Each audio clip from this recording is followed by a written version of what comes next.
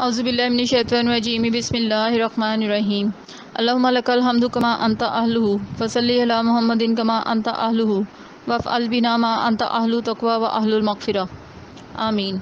अल्लाहुम्मा सल्लि अला मुहम्मदिन अब्दिका व रसूलिका व सल्लि अलल मुमिनीना वल मुमिनात वल मुस्लिमीना वल मुस्लिमात वल अहयाई वल अमवात। अल्लाहुम्मा सल्लि अला मुहम्मदिन कमा तुहिब्बु व तर्दा लहू। आज ज़िलहज्जा के वज़ाइफ़ और अमाल और फ़जीलत के बारे में कुछ अर्ज़ करूँगी। ज़िलहज्जा के बारे में हमें इतना एहसास है कि ज़िलहज्जा की इस्मत हमने सिर्फ़ हज और कुर्बानी तक समझी है, लेकिन अल्लाह पाक ने इस महीने की इब्तिदाई 10 रातों की कसम खाई है। सूरतुल फ़ज्र में फ़रमाया वल फ़ज्रि व लयालिल अश्रिन, यानी फ़ज्र की कसम और 10 रातों की कसम। किसी चीज़ की कसम उठाना और वो रब उठाए, सोचे कितनी बड़ी अहमियत होगी।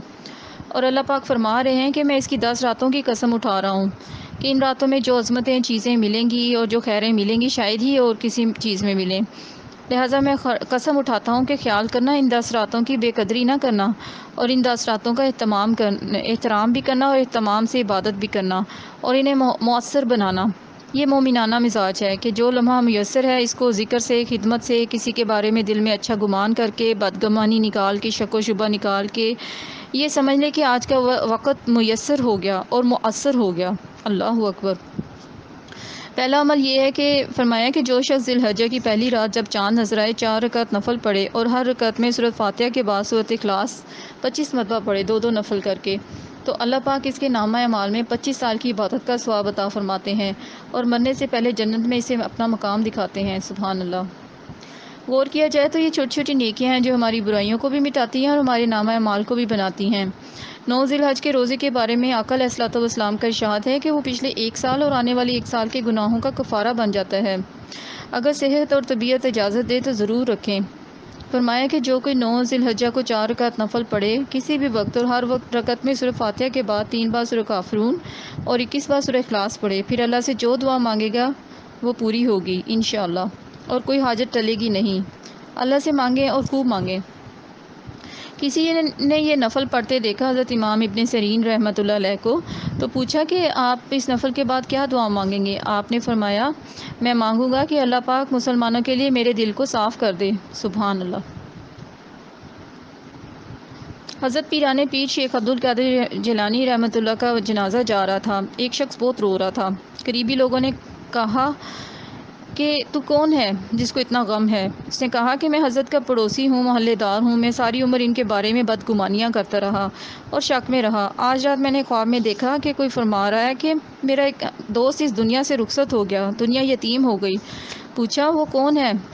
कहा तेरा पड़ोसी अब्दुल कादिर रहमतुल्लाह अलैह। और कहा मैं इनके वसाल पर नहीं रो रहा, हर ज़ीरू ने जाना है। मैं तो अपनी महरूमी पर रो रहा हूँ कि सारी उम्र शक वसवसे बदगुमानी में बेकदरी करता रहा और मैं इनके फैज़ और बरक़ात से महरूम हो गया। अल्लाह पाक ने अपने हबीब की कदर सिखाई है। आका अलैहिस्सलाम के रोज़े मुबारक पर आज भी सूरतुल हिजरात की आयत मुबारक मफ़हूम है कि अपनी आवाज़ भी आका अलैहिस्सलाम की आवाज़ से बुलंद ना करो।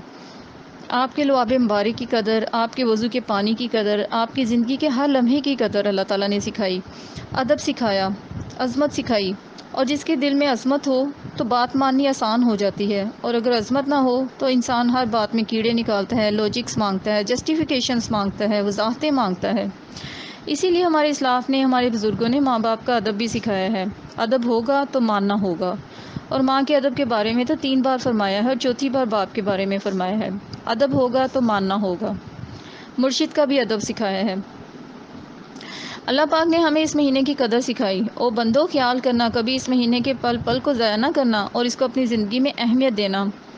जो नए चाँद के पहले इतवार को सूरह फातिहा बावज़ू किसी साफ़ सफ़े पर लिख ले नमाज फ़जर की सुन्नतों और फ़र्ज़ों के दरमियान और इसको अपने पास रखे, फरमाया अल्लाह पाक इसको कभी मोहताज नहीं फरमाएगा और बड़े हादसात से अल्लाह पाक बचाएगा।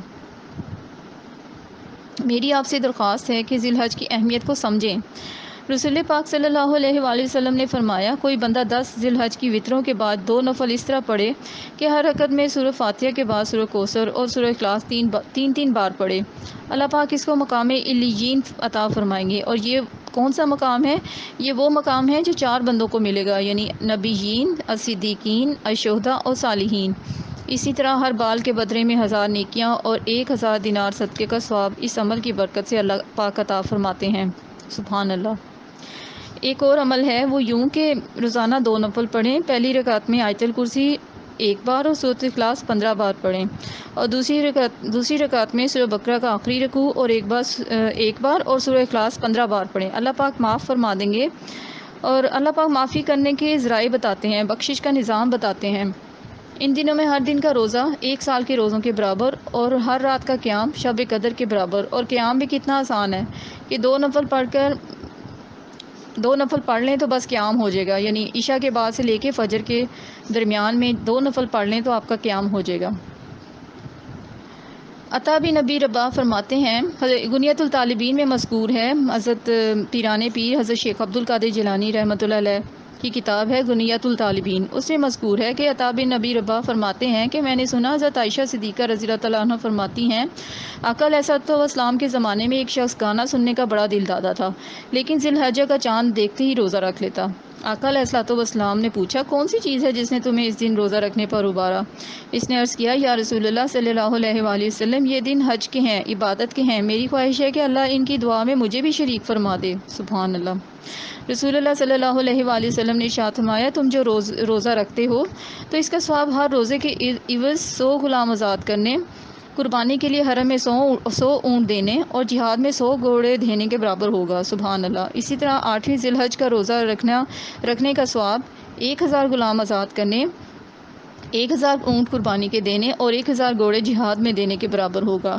9 ذی الحجہ کا روزہ رکھنے کا ثواب 2000 غلام آزاد کرنے، 2000 اونٹ قربانی کرنے اور 2000 گھوڑے جہاد میں دینے کے برابر ہوگا، اور سال بھر پہلے کے اور سال بھر بعد کے روزے کا ثواب بھی ہوگا۔ سبحان اللہ۔ ایک اور بات، اللہ کے حبیب صلی اللہ علیہ وآلہ وسلم کے خاندان بنو ہاشم کو کیوں چنا گیا؟ اس لیے کہ وہ ان 10 دنوں کا بہت احترام اور قدر کرتے تھے۔ سبحان اللہ۔ ہم رمضان کا استقبال کرتے ہیں، ذی الحج کا بھی اہتمام اسی طرح کریں۔ جو ان 10 دنوں کی قدر دانی کرے گا، اللہ تعالیٰ 10 نعمتیں عطا فرماتے ہیں، اور وہ 10 نعمتیں کون سی ہیں؟ نمبر 1، اللہ پاک عمر اور صحت میں برکت عطا فرمائیں گے۔ نمبر 2، اللہ پاک مال میں رزق اور میں برکت عطا فرمائیں گے۔ نمبر 3، اللہ پاک اہل و عیال کی حفاظت فرمائیں گے، بیماریوں سے، حملوں سے، وباؤں سے نجات عطا فرمائیں گے۔ نمبر 4، اللہ پاک گناہوں کا کفارہ فرمائیں گے۔ نمبر 5، اللہ پاک اس شخص کی نیکیوں میں اضافہ کر دیتے ہیں اور گناہوں کو معاف کر دیتے ہیں۔